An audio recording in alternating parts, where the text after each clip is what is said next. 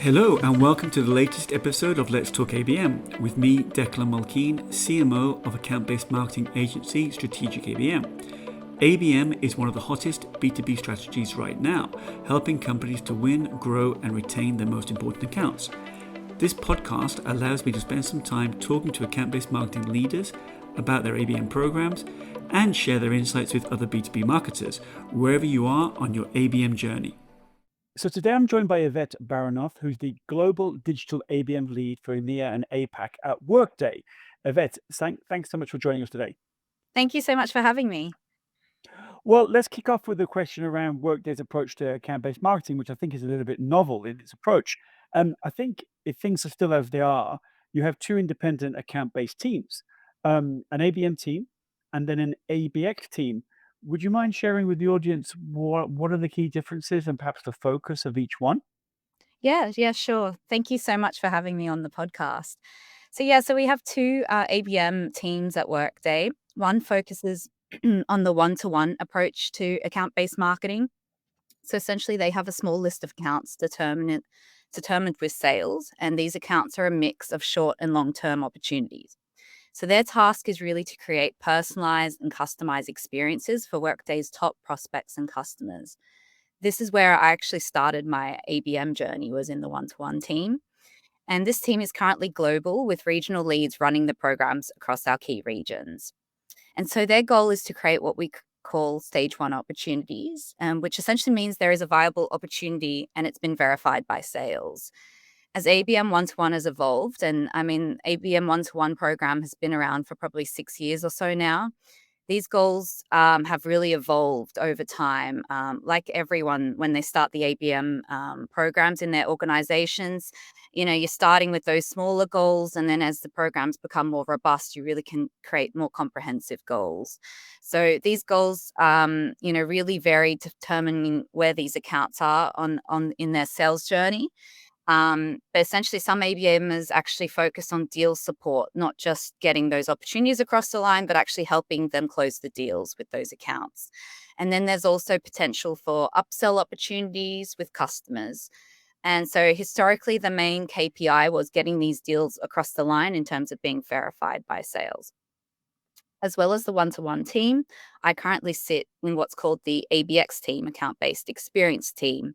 And essentially, this team is separate to the ABM one-to-one team. We are really the umbrella to the regional marketing engine. We are targeting a select subset of targeted accounts that are based on sales and marketing intelligence data, which are most likely to convert in a given year, as well as being the biggest potential accounts by deal size.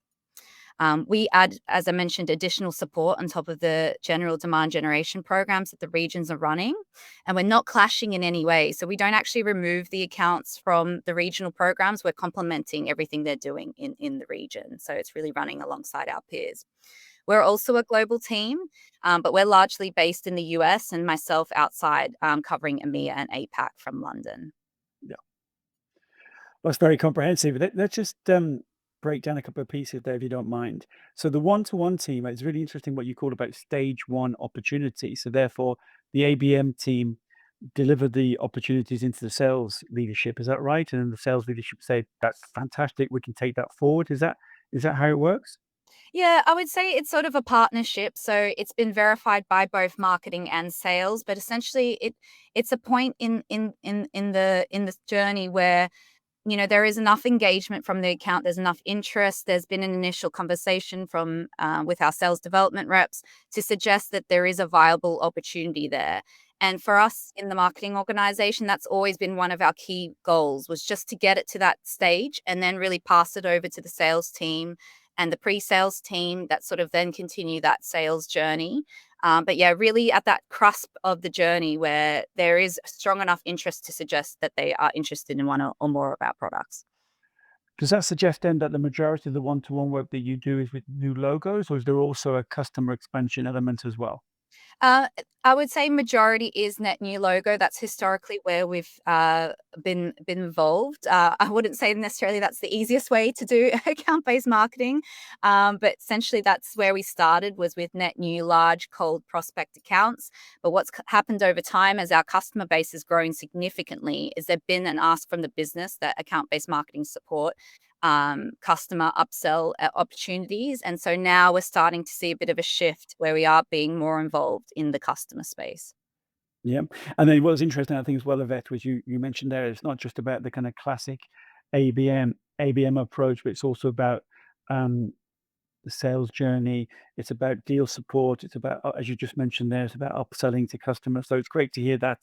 I'm hearing that more and more, that ABM teams are getting involved in deal acceleration.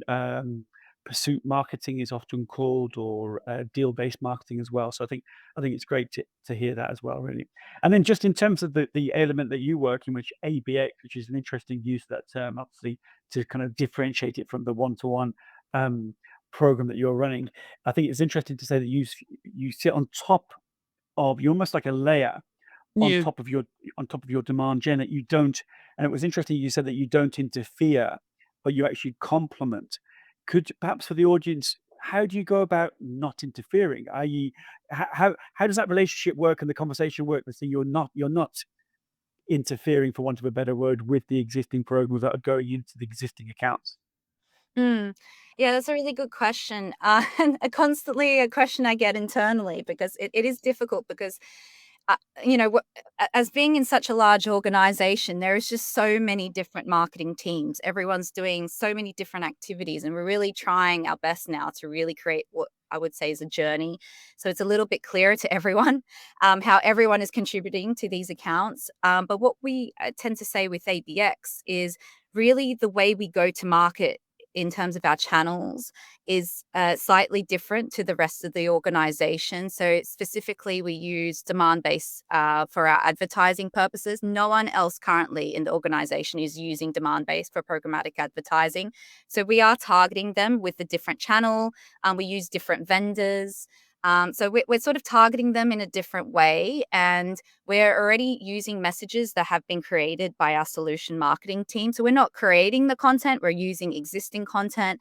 And essentially, this content is quite high level. As you can imagine, being a team that supports a large amount of accounts and regions, we can't be as personalized as the one to one team. So the messaging normally consists of, persona based messaging, industry based messaging. So again, I feel like how we're complementing the regional programs there is that we're not being too direct in what we're saying, right? We're really complementing that over broader approach, that persona approach, industry approach, thought leadership approach messaging. And so it's really, again, complementing with what the regions would be doing, which at times could be more direct, more personalized to those accounts. Yeah, I think it's good to hear. I think it's good to hear how you can have the two operating in tandem, Yes. right? And I think there's always this debate about, demand gen or account-based marketing, but here you're showing that you can do both at the same time. Let's talk about account selection, which I know, is a little bit or many people can find it difficult to do and to do well. But I think you've got something a little bit different there at Workday. Let me just see if I get this right. You have something called WHAM, which is not the pop group with George Michael, but rather you work. There's no H in it. So basically, it's Workday's addressable market. Talk to me about how you go about account selection, and what this is about, your WAM, your Workday addressable market. Yeah, then that's a really good question. So essentially, Workday's addressable market is the broader program that we have at Workday in terms of being able to identify the accounts that are most likely to be potential Workday customers. So as you can imagine, for a region, this can be hundreds and hundreds of accounts. And this is what the regional marketing teams, all the other marketing teams, they are targeting this very, very big broad list, all these potential customers for Workday. And essentially, what we do in ABX is we try to take a portion of it. So, as I mentioned earlier, we are really targeting the accounts that have the potential to be the biggest and largest opportunities for Workday. And essentially, we call this the top 15% of accounts, because essentially what we've seen is the top 15% of accounts actually generate 50% of the revenue for Workday globally. So no other team at Workday at this point is targeting the select subset of accounts. And so we're making sure those accounts are getting the incremental love and attention they deserve, because everyone else has just got so big scopes and objectives that we can really tailor our approach on those accounts that are really showing intent and engagement and interest in Workday's products and services. So what my team has developed and deployed in building our account selection model was actually based on what's called a FIRE score model. And that's essentially fit, intent, relationship, and engagement. And that's through account segmentation via demand base. And these 4 dimensions are quantified and rolled up into one score, which is easily ranked and interpreted by a broad sales and marketing audience. So this is really how we sort of, stand out from the crowd in terms of really being methodical in choosing those accounts. And I mean, this is, I would say, has taken years to develop. It's not something, that has happened overnight. My team, we actually have someone who came from demand base, really have that expertise to build this program, which is incredibly impressive. But just to explain a little bit about what each of those FIRE definitions are. So fit essentially qualifies how well a prospect matches the ideal customer profile for a given product, but doesn't indicate if the prospect is in market for a solution today. So it's sort of like an indicator. Intent helps us understand if a prospect is researching keywords related to a specific line of business. Relationship data contextualizes where a prospect is in its journey with Workday, and engagement allows us to see which hot accounts. These are the accounts that are spending the most time interacting with Workday through a multitude of first-party data sources. So the dynamic data that powers FIRE scores comes from first-party sources connected with Workday CRM, as well as third-party sources via demand base. And this FIRE model helps us as a team, as well as sellers. So we do also provide this information to the sales team to identify segments of accounts by using one score to represent the revenue potential and readiness to buy. And these segments driven by FIRE scores pave a path to highly calculated prioritization and activation of these accounts. So from an optimization perspective, marketing now knows which accounts to heavily invest in right now and which to continue nurturing in less expensive channels for the future. And we've also been recently trialing, as well as having this scoring model, is having journeys as part of demand base. So essentially a journey model lets us see how ABX accounts are moving through various engagement stages.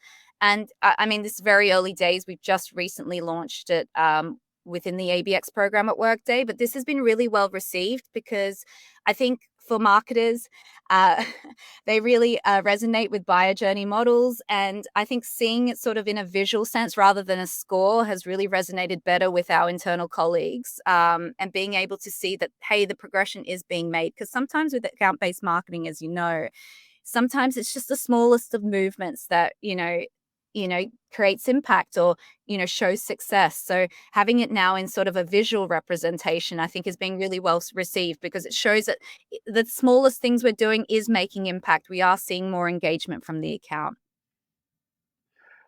Well, that's quite a summary, really, of how you go about it. And I've just been making lots of feverish notes here in terms of the FIRE score model: fit, intent, relationship, and engagement.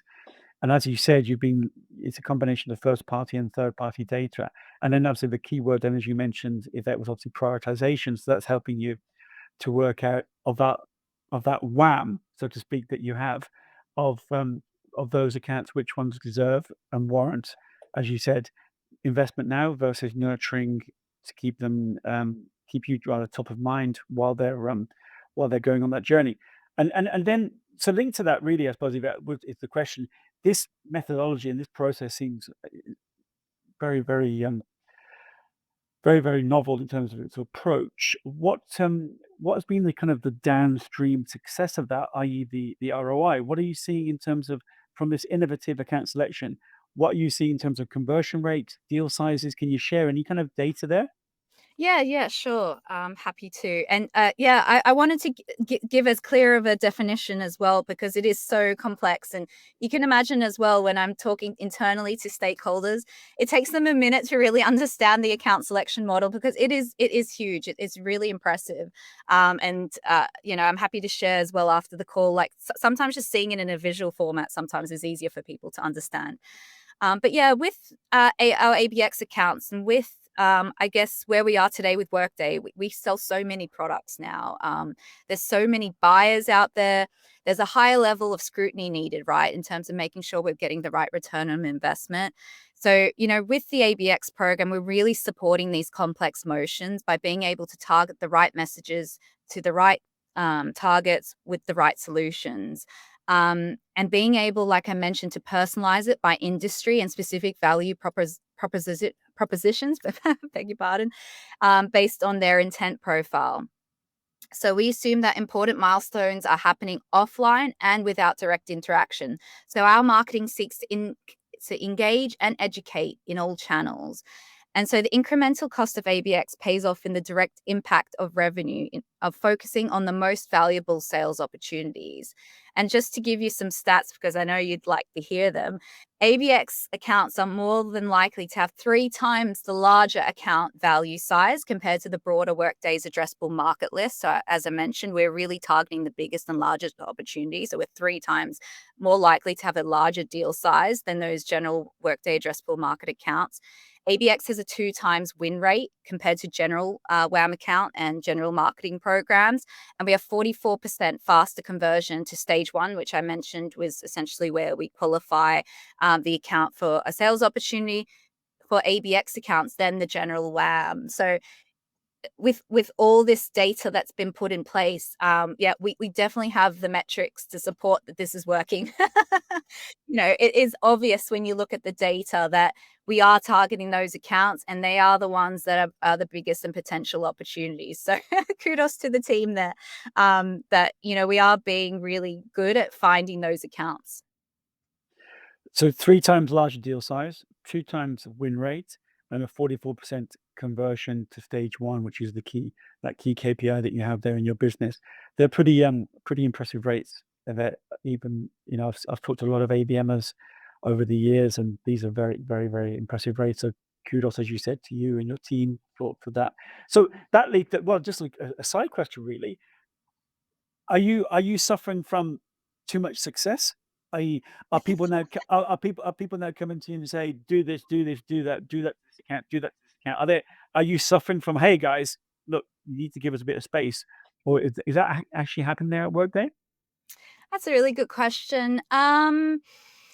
What I would say is that what we're facing at the moment so I talk in terms of the regional context because I support 5 regions, is that, all good and well that you guys, have these fantastic stats and, you're creating this great impact. But what's that to do with me? What's that to do with my business? How's that directly impacting my region? How's that directly affecting my immediate pipeline?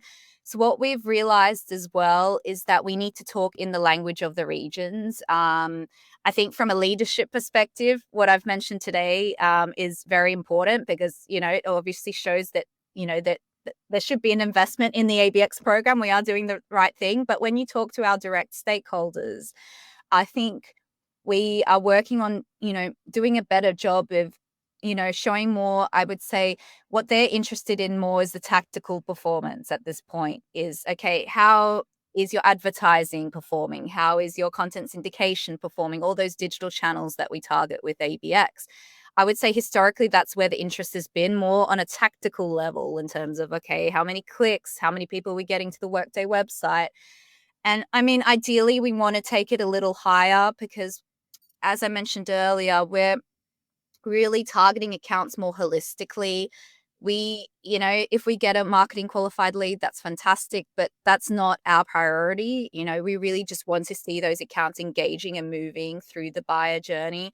So, yeah, it's a great question in the sense of, yes, great and all having these fantastic stats, but yeah, definitely when we're working with different teams, especially with the regional field marketing teams, I think we're sort of needing to find that balance of actually showing, yeah, we are making impact. We are helping those pipeline gaps that you're having in regions, being able to have more of that local conversation. Because, yeah, like I mentioned, those figures that I've mentioned are great from a leadership perspective back in corporate, but down in the boots on the ground, I think they're interested more in the weeds. Yeah, but no, that's quite normal as well. Yeah. Going back to that point you mentioned around, how you have your other programs, use demand gen, etc., and ABM or ABX rather sits on top of that. Yeah. That kind of incremental impact of the ABX program, and link back to these numbers. I suppose that my question would be, how does that incremental impact get measured? The numbers that you shared, is that the incremental impact, or is that the overall impact on those accounts? If you see my question. Mm, Overall. So mm. what I would say as well is that when we're doing our measurements, we're measuring as part of everyone's activities in terms of what everyone is contributing to those accounts. But in terms of our account selection model, it's suggesting, okay, we are picking the right accounts. We are, engaging them and providing some incremental attention. But it's not to take away the credit from the regions as well, because the regional teams are also creating those marketing campaigns and opportunities. So we can't take full credit, for example, that the account has become a stage one. Everyone has contributed to that goal. But at times, I would say in some regions, for example, they don't have big marketing teams, they're limited in resources and budget. So where I can make impact in those situations, that's where, really we've created a bigger pulse in terms of, I guess, that demand gen sort of activities perspective. But yeah, not to take away from the regional teams. Everyone is contributing to those accounts becoming a stage one. We're just showing that we're picking the right accounts that are becoming a stage one opportunity. But in no way are we taking the full credit from what everyone else is doing. Yeah, good point, and well shared. Let's just talk then about the ABX program there. I believe, is it primarily a digital program that you're running, or on top of what, as you mentioned before, what the field marketing and the local teams are doing? Is it primarily digital, It programmatic, is. as you mentioned? Yeah. Yes, it is. And like I mentioned, we're really targeting the right accounts at the right time, and we're also trying to target those. I'm sure you've heard it recently. It's become a bit of a hot phrase, hidden buyers, because with the general, I guess, demand gen programs, they're very set on their lists. They're very set on who they're targeting. And so our digital programs is about, like the word ABX suggests, experiences, capturing people where you might not expect to capture them. Just being able to get the right message at the right time at the right place. I just feel like just that mentality is a little different in the ABX team to the general demand generation teams, where they really focus on the MQL. And we sort of focus on, okay, have we had the engagement from the account? Have they moved through that buyer journey? We try to look at it more holistically. So for sure, I just wanted to make that point. But yes, we are a digital program. And just to explain a little bit in terms of how that looks like. So as I mentioned, we obviously create the account selection process. We do the account selection program. We actually do it a number of times throughout the year. We refresh the account list. As you can imagine, accounts move, things change. So every sort of 6 to 8 weeks, we're constantly evolving that ABX list. And when we're creating our digital programs, what we do first is really align to the key product motions for the business. So as you can imagine, for Workday, that's HCM and financials. And then we connect with the regions to understand their marketing plans and priorities. So there's a lot of work that needs to be done in the background in terms of making sure that alignment is there and really, catering to what overall Workday priorities are as a business, and then specifically to the regions, because there are certain nuances for each of the regions. And then we work with our solution marketing team to discuss key messages for these audiences. So like I mentioned earlier, we don't create things off the bat. We're not content marketing experts. We're not messaging experts. We really leverage our internal teams to provide that information to us. And essentially then from there we can create a marketing plan with ABX using the tactics that our team leverages, which is largely programmatic banner advertisements that lead to personalized landing pages and content syndication. Those are probably our three key sort of tactics at this point. But in saying that, we can do other tactics. So, for example, paid social media. As I mentioned earlier, we do actually have a seller enablement program because, you know, sales are just as needed in terms of having that access to that data and information. So our sales development reps now have access to demand base to be able to prioritize their accounts when they're sort of, chasing down their opportunities. Um, a really random example that I did back in Australia was out of home. There was a need to just get the messages out there directly to an industry sector. So I built an out of home program and direct mail. So we always leave room for test and learn because, every region has different needs. We don't sort of limit ourselves, but I would say historically our sort of expertise has been in programmatic banner advertisements, leading to those personalized landing pages and content syndication. Yeah, I love that test and learn, which I suppose is kind of one of the foundations of any ABM, ABX program, right? Is leaving some room to test and see what works. And out of home, tell me a bit more about that. Yeah, so it was definitely a first for the ABX team. Essentially, I learned about out of home when I was in the one-to-one ABM team. So essentially, it means being able to create these display digital advertisements, in a physical sense, right? So the things you see in the airports, at the train stations, and so essentially, the example I did for out of home in Australia was we were launching essentially a new play with a key industry in Australia. And the team regionally didn't have the budget, were not really kicking things off until the new year. And there sort of was a need that, hey, you've got some of our accounts in your program. Is there anything you can do to sort of kickstart this initiative before the new year starts? And so essentially this opportunity came where we could create some advertisements targeting this sector across airports and train stations and on buses in Canberra, which is the capital city in Australia. And again, a little out of the box, but it was so successful in the sense of just being able to directly get that message to the key audience. Just being able to sort of introduce ourselves to the market. It was sort of in alignment with our brand team. And yeah, it was a really obscure one. It's not something we do every day. It's very expensive. I wouldn't necessarily tell everyone this is the secret to all our problems, but it was a great way to sort of kickstart our approach into this industry, really get our name out there.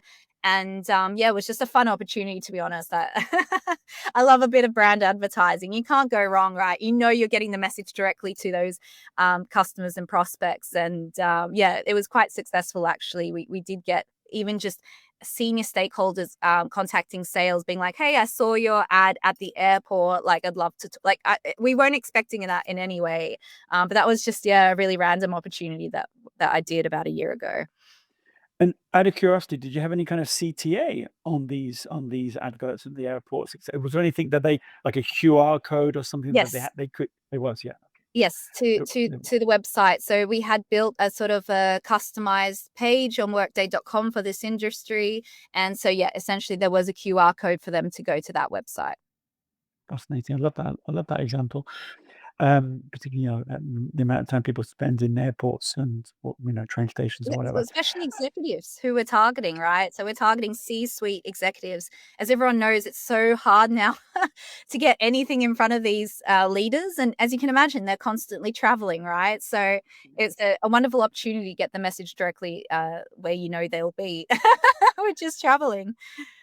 And out of curiosity, obviously, Canberra, it is the capital. I know that in Trivial Pursuit, it is the capital of Australia. But why would you choose that city over Sydney or Melbourne? Yeah.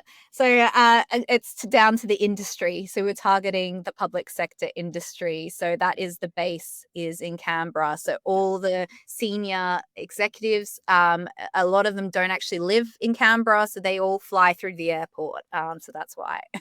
Un- und- Understood.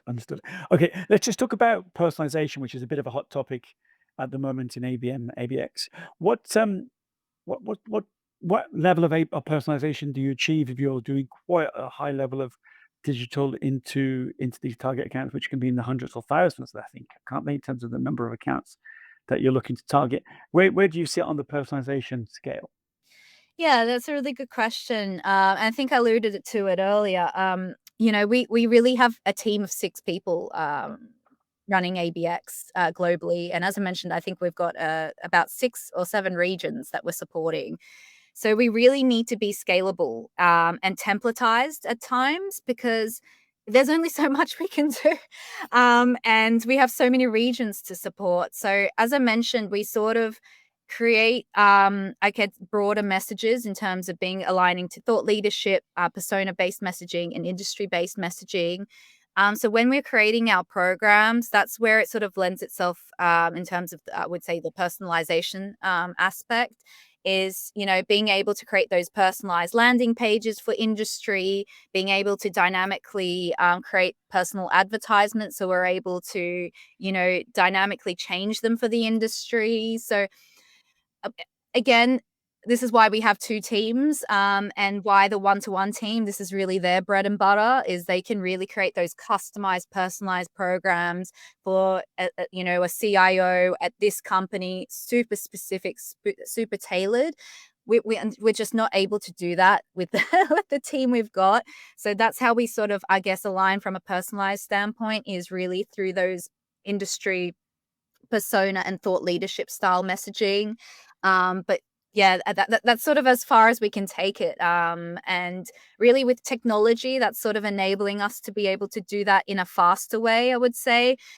Historically, if I'm creating multiple industry programs for a region, was very manual. Like, for example, one for retail, one for financial services, one for tech and media. But with technology now, I'm able to create it and make it more automated. So it's like you build one campaign instead of 5 campaigns. So technology is actually enabling us to become more personalized.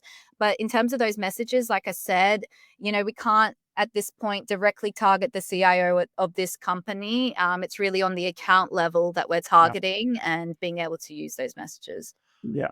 So basically personalizing, as you said, at the persona industry level, taking that through to a landing page, changing the experience based on who they are Yeah. and which industry they're working in. And where do you lead to that idea about landing pages? Where do you sit on the whole gated, ungated? Some people are very nervous. Traditional marketers get very nervous when they don't see a form fill. Where do you sit on that? Yeah, it's a really good question. Constantly, conversation we're having internally. And I don't know, where it comes from. Maybe because for so long we've just been so drilled on MQLs and being able to see those lead capture forms. But like I said, we really try to be more holistic in the ABX team. We know we're targeting the accounts, right? We know we're targeting a set list of accounts, right? So we know we are already getting them in terms of how we're approaching the targeting aspect, right? So when we create these pages, we want to encourage exploration. We want to encourage C-suite to come on these pages. And the reality is people do not want to be filling in multiple forms. And really, they might have 1 minute, maybe they have 5 minutes, maybe they only have 30 seconds. So while we have them, we just want to capture their attention and just give them what they need in terms of content. If they fill in a form, great. If they don't, then okay. So what we do is we try to have a little bit of a mix. But I would say largely we're really trying to encourage that exploration side. And this also talks to the earlier point I mentioned on hidden buyers, right? We're targeting the people we cannot see. We know we're targeting the account. We don't necessarily know who are the people that are coming through at times, right? And that's okay. We don't need to necessarily know because, as you know, with a buying decision, there are a number of people involved, and there's some people who are sort of involved in the front and some who are in the back. And it just happens that with our programs, we're just making sure that everyone has the opportunity to explore. But if one person fills in the form, the other doesn't, then that's what it is. But at least we know we're targeting we're targeting the account. That's my my biggest point here, is that we know the list, we know who we're targeting already by the account level. So that is enough of a tick box for the ABX team to be like, okay, we know we've got the account interested. Okay, this is the sort of experience we can provide them. And just look at things, like I said, a little bit more holistically, rather than this tactical view that a lot of regional marketers have and demand gen leaders is, oh, where's the impressions? Where's the click through? Like, I mean, that's all very important data, but, really the success of the program is looking at data over time and, yeah, just being a little bit more holistic about things, because this I haven't got the stat on the top of my head, but I think it was maybe 20 or 30%. But essentially, there are so many opportunities we get at Workday that at times have had little to no MQLs. So what I'm saying there is that there are accounts that still come across the line that have actually engaged with none of our, from a traditional sense, MQL metric standpoint. And it just shows that people are consuming things in different ways. And you need to sort of keep the net quite open, because if you just focus on the MQLs, there are people that you might be missing. And so that's, again, down to my point of why we focus on the account level rather than on the individual. I think that's great advice, Evett. I think in terms of hidden buyers or lurkers, or as you said, they're in the back seat. They're not visible in the front seat, but they are playing a huge part in that decision. I think it's really important, and I think if you can surround the account or you can envelop the account with your experience, then it will filter through and it will have an impact. And as you said, the numbers you shared earlier are very good numbers, so there's no arguing with those numbers, right? Um, No, linked to no, that, okay. no argue. So linked to that, Yvette, obviously we all know that ABM, ABX takes a long time, but when we were chatting before this recording, I think you said that you had, there are some ways where you can help people to show results, so to speak, while you're waiting for the bigger result to come. So what's the advice you would give to help people demonstrate that the program is working, even if they're not seeing necessarily the dollar number? Yeah, yeah, that's a really great question. I mean, I've been doing account-based marketing now for over 5 years, and one of the big things I've learned, and I mean, personally for me, is that ABM is generally seen as a long-term strategic program. It is not a quick win. If you need a quick win, talk to the demand generation team, talk to the paid media team, talk to the other teams who can deliver those quick wins. But from an account-based marketing perspective, for me and how we've done it at Workday, it is strategic, it is long-term, it takes time, it takes effort. And I think internal marketing is actually so crucial in saying this. How you position account-based marketing in the organization is key. Education is so key here, because I feel like everyone's got such different views on what account-based marketing is. It's such a general term now. And so it's really important to really be clear internally in terms of what account-based marketing means to you and to your organization. For us, it's a strategic play. It takes time. It takes a robust account selection strategy and a go-to-market strategy to build. And I think that's a key thing for me, is just being able to position it in the right way. But in saying that, though, in the early days, the smallest of things can be seen as a win. Um, and executive engagement, for example, for me was such a crucial win in those early stages. I would say, like a lot of ABM marketers, initially, it's difficult to measure account-based marketing performance. Maybe it's not necessarily integrated with, the general performance. It's not in the dashboards. It's difficult to show success. And for me, early on, those little executive engagements was just a really easy way of showing a win. Like, hey, we're being able to get those messages to that CIO or CHRO. Like, I mean, this is simple as just an email response, right? I've sent perhaps a direct mail campaign targeting a group of decision makers at an account. One of them responds and says, "Oh, thank you so much. for this gift. This was actually, I'm just thinking of an example I did during COVID. I did a wellness kit, essentially being really top level, not focused on Workday at all. Just, hey, here's a bit of a self wellness kit. I know everyone's going through a tough time. Just wanted to, send you a candle, a meditation book, just this little like gift hamper. And this account, this CHRO, again, zero to little engagement with the account, just appreciated the thought and sent an email. And for me, that was already such a huge win, because the sales development rep hadn't gotten them. The general marketing engine hadn't gotten them. I got them, right? Because I was able to engage them in such a unique way, in such a personalized way, right? So what I would say for those earlier in the journey is definitely grab those little nuggets, be able to report on them, and especially executive engagement. I think that's such a key one, because it's already hard enough to get decision makers engaged. So anything counts. But also, finally, what I wanted to mention, being able to try to be as clear as possible with the activities you're doing, showing how everyone is contributing, being able to sort of create that map of marketing activity, sales activity. Like I mentioned, at Workday, at least, we've got so many different teams. It doesn't have to all be on you. And if you are fortunate to have other marketing departments at your organization, actually paint the picture for sales and be like, hey, this is what everyone is doing to help move this account. Because it can be a lot of pressure on ABMers, that it's up to you to really spin that needle and really make the difference. But if you have, other people around you, try and leverage what they're doing as well to paint a full picture for sales, because often or not, they don't actually know everything that's going on. Maybe they know about one or two events, but in reality, they're not as familiar with the digital side, I would say. And so being able to paint that picture for them also, I think, really helps people understand and really appreciate, hey, everyone's contributing to this overall picture here.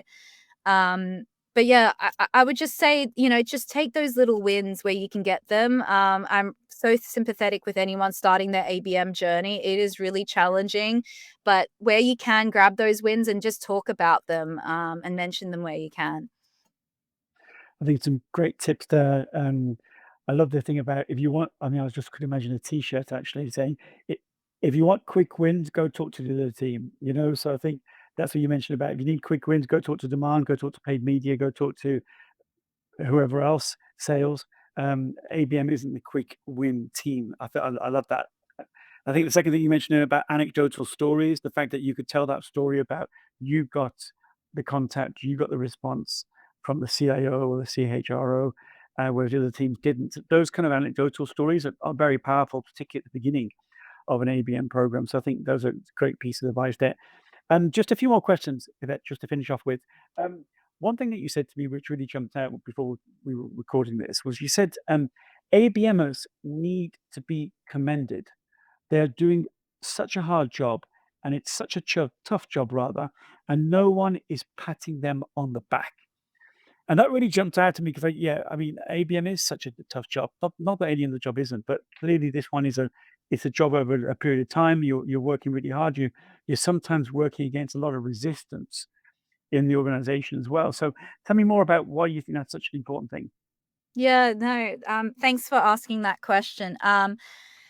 Yeah, I think I'm so sympathetic to ABMers. It is tough, because if you think about it, what really grasps, I would say, sales interest is events.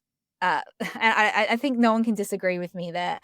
I don't know why. Maybe because it's an opportunity for them to be there, directly speak to their, prospects and customers.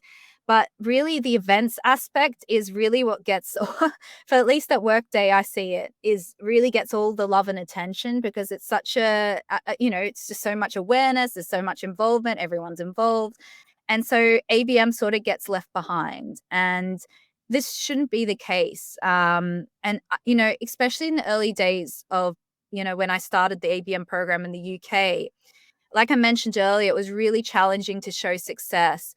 And, if you don't have the right KPIs in place, you're going to be hitting, so many brick walls, because it was just so difficult to sort of I mean, it was down to the strategy. We're targeting large, net new, cold, multi-million-dollar potential customers, right? Huge accounts, huge work to do. And so it takes time, right, to make it. And so, like I mentioned, it's just, taking in those early wins, being able to, use those executive engagement moments. But yeah, what I would say is that, it takes so much planning, budget, thought to run an ABM program. We're probably like the thinkers in the marketing organization because we're really taking the time to really understand these accounts. And I mean, sometimes you'd argue we know the accounts just as well as the sailors do. And so I really want to commend anyone that's doing account-based marketing because I think it is a really tough job, especially for those who a lot of times actually hold multiple hats. I've met many account-based marketers who also run the field marketing programs, who also run the digital programs. And so ABM is just one of their many umbrellas or hats. And, it's super challenging because it does require a level of detail and thought behind it. But what I would say is that,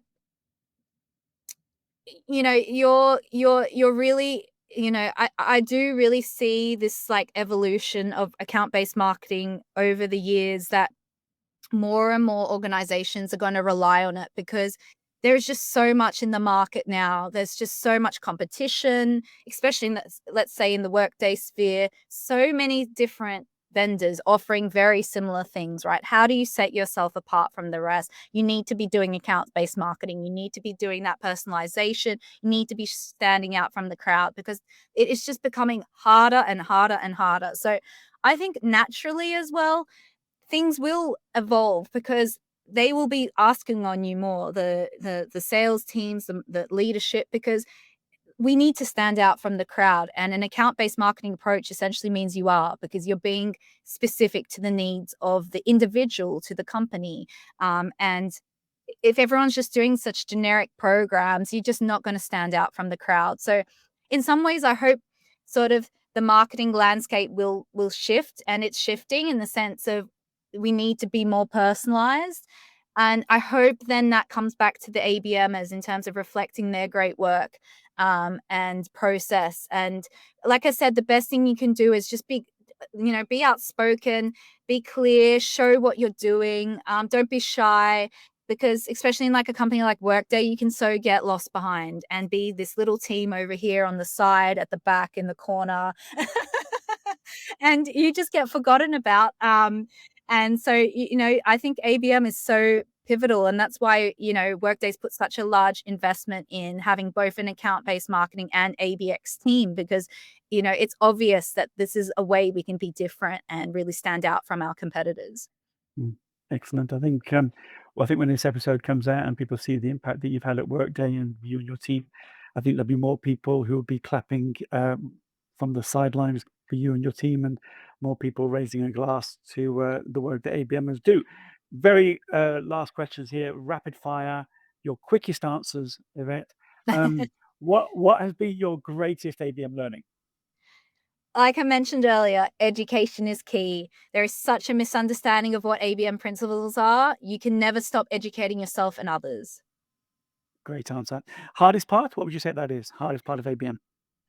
Probably stakeholder alignment. For ABM to be successful in an organization, you need to be part of a baseball team, as I like to call it. You need collaboration, you need participation from multiple players. Otherwise, ABM gets siloed and forgotten about, and it's difficult to show relevancy. Good point.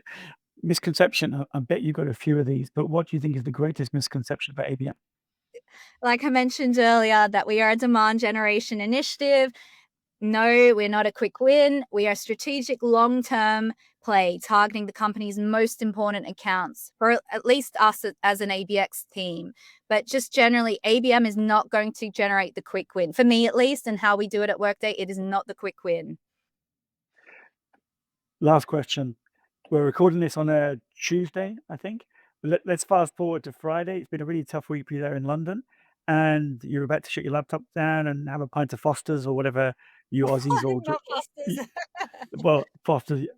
I was just trying to think of another Australian drink. A very nice glass of of red wine, which you guys make some amazing wine down there in Australia.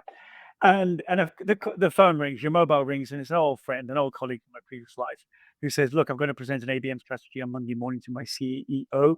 What's that one thing I must remember to say? What is that one thing that they must say in that presentation?" Ooh, that's a great question. Um,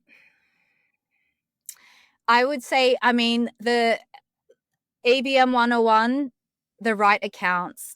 Make sure you're targeting the right accounts, whether it's 1, whether it's 5, when it's 100, 200. You need to be targeting the right accounts. If you're not targeting the right accounts, everything else that comes after it can fall like a domino effect. Crucial is selecting those right accounts. So whenever you're presenting an ABM strategy, make sure those accounts are the right ones. And hopefully get the CEO to agree that they have the right look, the right shape, the type of accounts that they want to build the business around, right? Yes, exactly, because you're putting a huge amount of investment and attention. So, if you're spending money here, right? Account-based marketing is not cheap. So really those account selection, crucial, absolutely crucial. Fantastic. Well, that's a great way to end uh, this conversation with you, Evett. Thank you so much for sharing your ABM journey with us today. We wish you and the whole team there at Workday every success for the future. Thank you for coming on the show. No worries. Thanks for having me. If you enjoyed this episode of Let's Talk ABM, be sure to subscribe so you're notified when a new episode is posted. Feel free to rate and review this podcast. Thanks so much for listening.